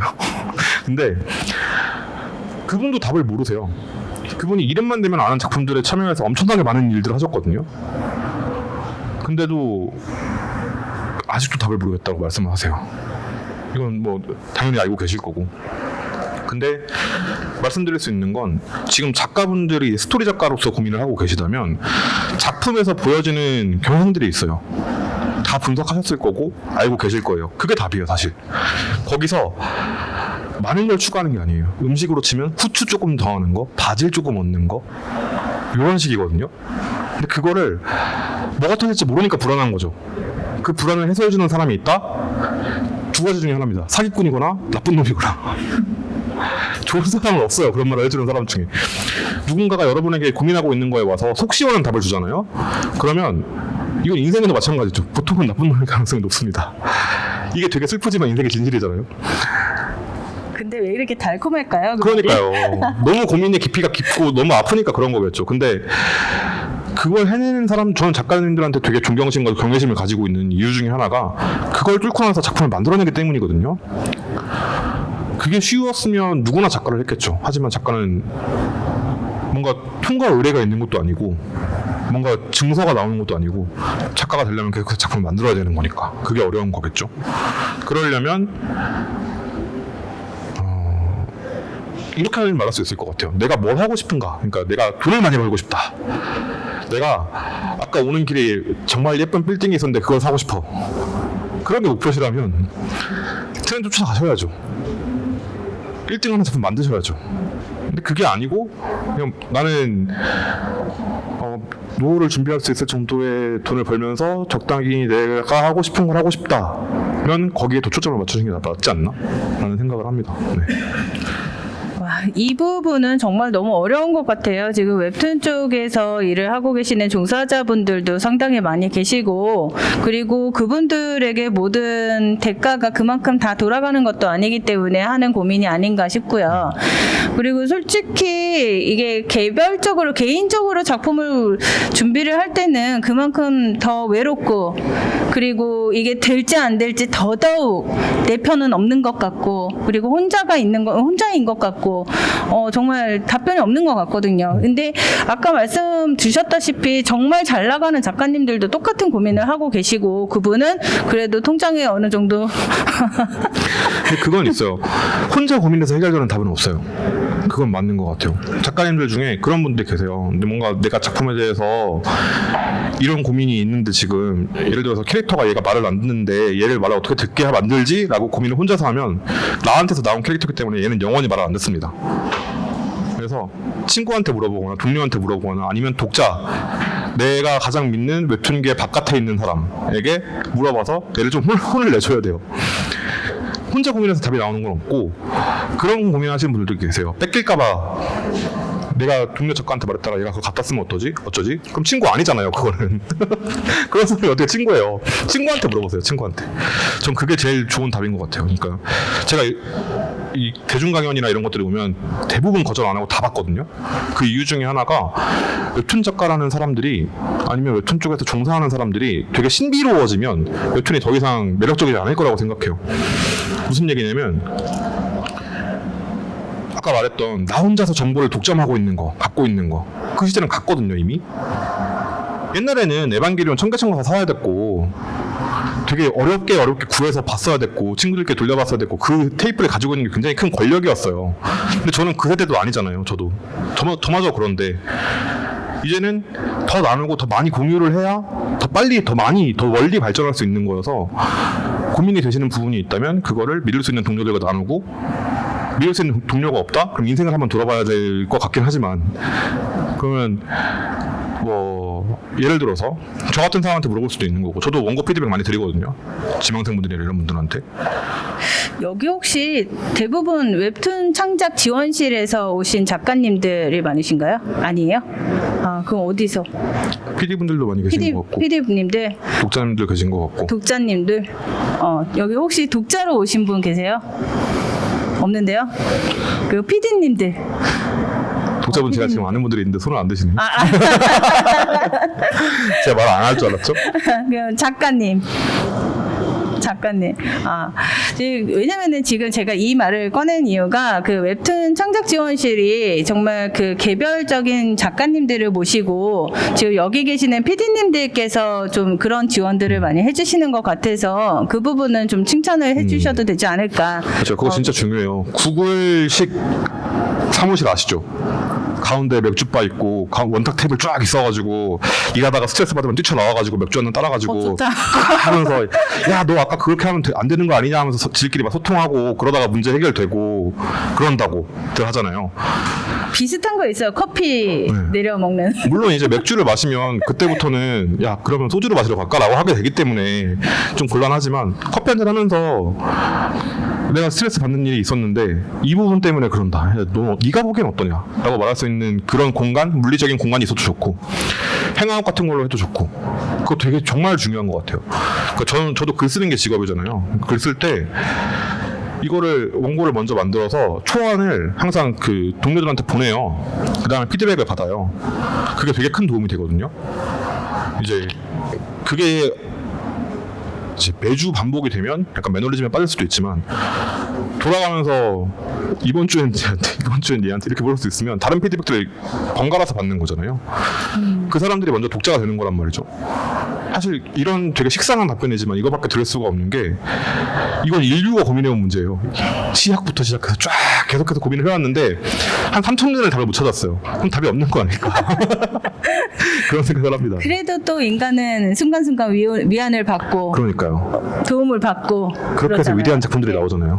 네, 사실 방금 말씀 주신 부분들을 오늘 PD님들이 잘 들으셨을 거라고 생각을 해요. 그래서 작가님들과의 소통이 얼만큼 작가님들한테 큰 힘이 되고 있는지 그런 부분들이 오늘 가장 크게 가지고 가시는 그런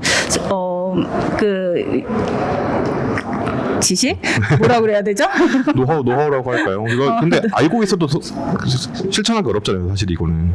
근데 잘하시는 것 같더라고요.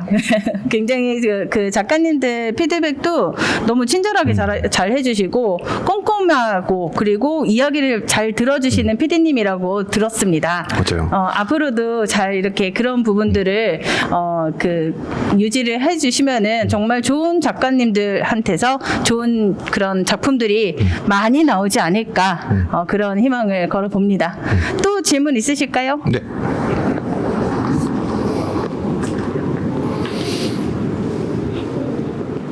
오늘 강의 너무 잘 들었고요.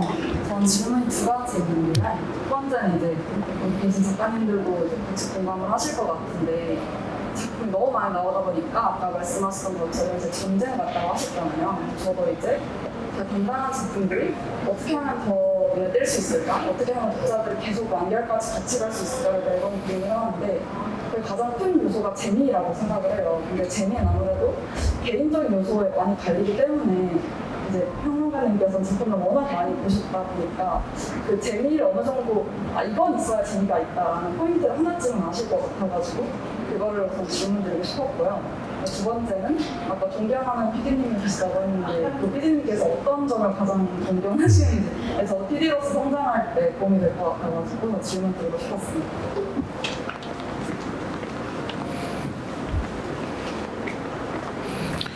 네, 일단 첫 번째는 재미의 구성 요소라고 할까요?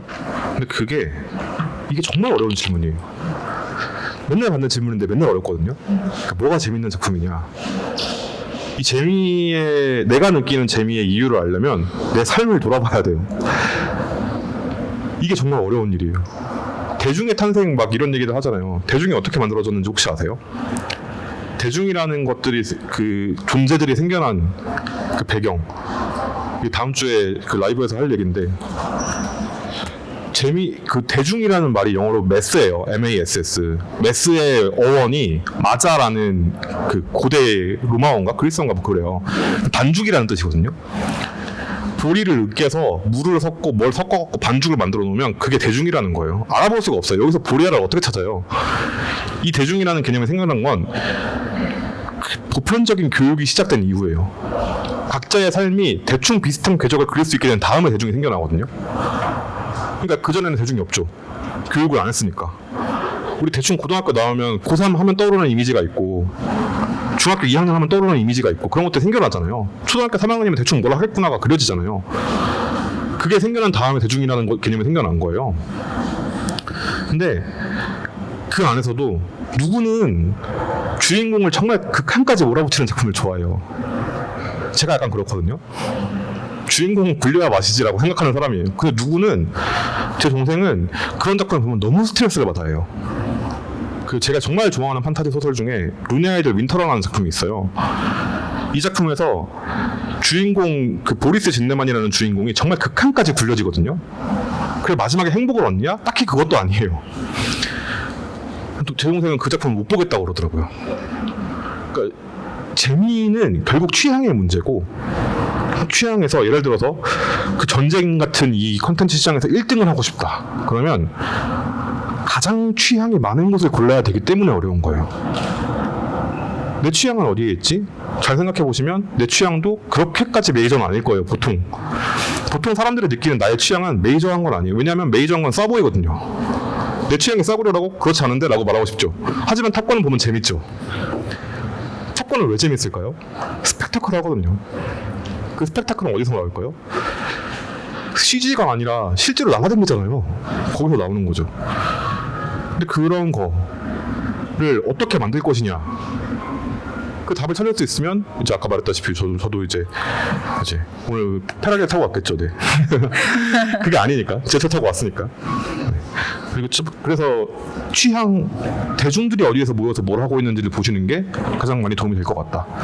아까 그 강의하신 내용 중에 그게 있었던 것 같아요. 트렌드를 쫓아가는 것인가.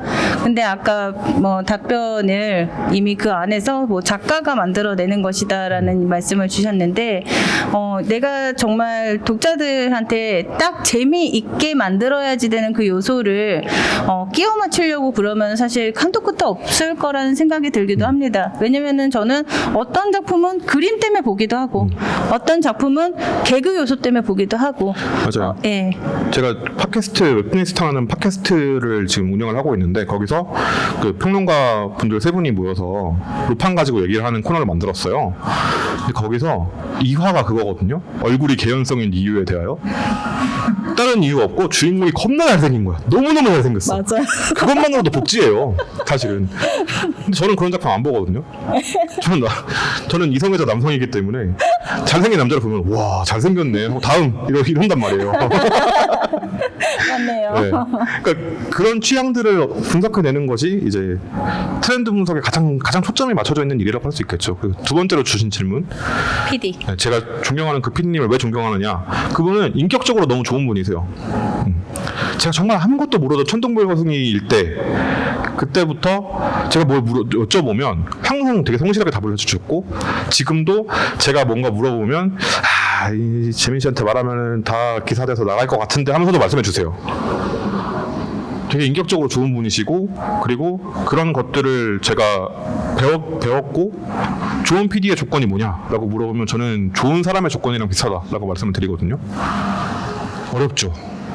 인격자가 되어야 하는 거니까. 맞는 것 같습니다. 그렇죠. PD님들은 특히 작가를 상대를 하고 작품을 상대를 하고 또 회사를 상대를 하는 그 중간에 계시는 분들이라서 이런 것들을 잘 조율을 하는 그 능력이 가장 PD가 가져야지 되는 덕목이 아닐까라는 생각을 좀 했어요. 맞아요. 맞을까요? 네, 그게 한 15년, 20년 전에 개인적인 평가 말고 PD로서의 박정서 대표, 김중구 대표의 얘기를 들어보면 그렇게 사람 좋아하고 어디서 뭔가 작가들이 모여서 뭔가 하고 있다 그럼 거기 항상 찾아가서 이야기 나누고 그랬다는 얘기 전설처럼 들려오잖아요.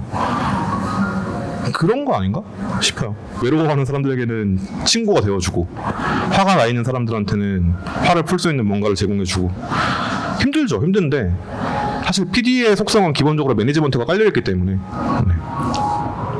정말 힘든 작업인 것 같아요. PD라는 거는. 맞아요. PD님들 정말 존경합니다. 진짜. 저도 존경합니다. 옆에서 들리는 PD님들 얘기 듣고 있으면 와 진짜 대단하신 분들이다라고 생각해요. 근데 진짜 작가님 입장에서도 좋은 PD님을 만나면은 그렇게 힘이 된다고 하시더라고요. 그렇죠. 시너지가 나니까. 네. 네. 그래서 진짜 PD님 잘못 만나면은 이 작품 그냥 뭐 작품이 뭐고 그냥 다 뒤집어 엎고 싶다 막 그러신 분들도 정말 많이 봤거든요. 그래서 진짜 여기 계시는 PD님들은 정말 좀 힘들더라도 이렇게 작가님의 편이 되어 주시는 그런 PD님들이 되시기를 바라겠습니다. 네. 시간이 많이 지연이 됐는데 혹시 더 질문 있으실까요? 하나만. 저는 그 스토리 쓰는 사람인데요. 영상툰 최근에 많이 나오고 있잖아요.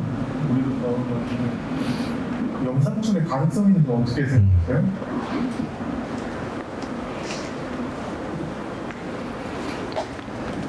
이 부분은 저희 학교에서도 열심히 노력을 하고 있는 부분이기 때문에 궁금합니다. 영상툰이라고 말씀을 하신 거 보면 웹툰 형식을 영상으로 옮겨서 짧게 쇼폼으로 만드는 플랫폼에 따라 달라질 것 같고요. 첫 번째는 이제 그것만 연재를 한다. 예를 들어서 옛날에 무빙툰이나 뭐 곰툰이라는 게 있었어요. 무빙툰만 전문으로 하는 곳이었거든요.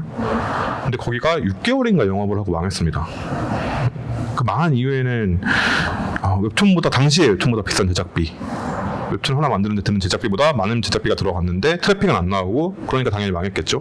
근데 지금은 웹툰 제작비가 계속해서 높아지고 있기 때문에 영상툰이 예를 들어서 뭐 고민하고 계시는 작품들의 부수적인 요소, 지금 제가 정말 재밌게 보고 있는 작품 중에 여고생 드래곤이라는 작품이 있거든요. 여고생 드래곤의 본편이라고 말하는 게 있어요. 한 컷짜리 만화예요. 드래곤에 빙의된 김민지라는 친구가 걔가 주인공이어서 드래곤 얘기가 계속 나오다가 한 화가 끝나면 마지막에 한 컷 나오거든요. 뭐가 나오냐면 드래곤의 영혼이 17세 여고생의 몸에 빙의된 게 나와요. 현실 서울에. 그거 너무 웃긴 거예요. 독자들이 열광하는 부분은 그런 부분이거든요. 작품 속에서 비어있는 공간에 상상할 수 있는 부분에 힌트를 제공해주는 거. 그게 연속된 게 아니고 어느 날은 친구들이랑 노래방에 가서 필밀자들이 이런 걸 하고 노는구나 이러면서 막 즐거워하고 선생님한테 혼나. 필밀자 주제에 감히 내 몸에 손을 대다니 막 이래요. 여고생이 선생님한테. 그런 장면이 나올 때 이 사이에 무슨 일이 있었을까 상상한단 말이죠. 그걸 채워줄 수 있는 영상툰이 나온다면 저는 볼 것 같아요. 근데 이 웹툰을 그냥 그대로 옮겨놓는다? 그럼 안 볼 것 같아요. 네. 그래서 가능성은 플랫폼에 따라 다른 것도 뭐 유튜브 쇼츠나 틱톡이나 이런 플랫폼, 숏폼을 활용한다면 가능성이 충분히 있어 보이지만 그게 아니라 이것만을 위한 플랫폼을 따로 만드는 거는 저는 아직까지는 좀 무리지 않나 그렇게 생각합니다. 네. 예, 답변이 되셨나요? 오리지널 영상툰에 대해서 알고 싶어요. 오리지널 영상툰 이것만 짧게 답변을 하고 맞춰야 될 것 같은데 오리지널 영상툰은 마찬가지로 플랫폼이 중요할 것 같아요. 어디에 올라가느냐. 유튜브 쇼츠나 아니면 틱톡을 활용한다. 틱톡은 지금 수익화가 되지만 유튜브 소치는 수익화가 어렵거든요.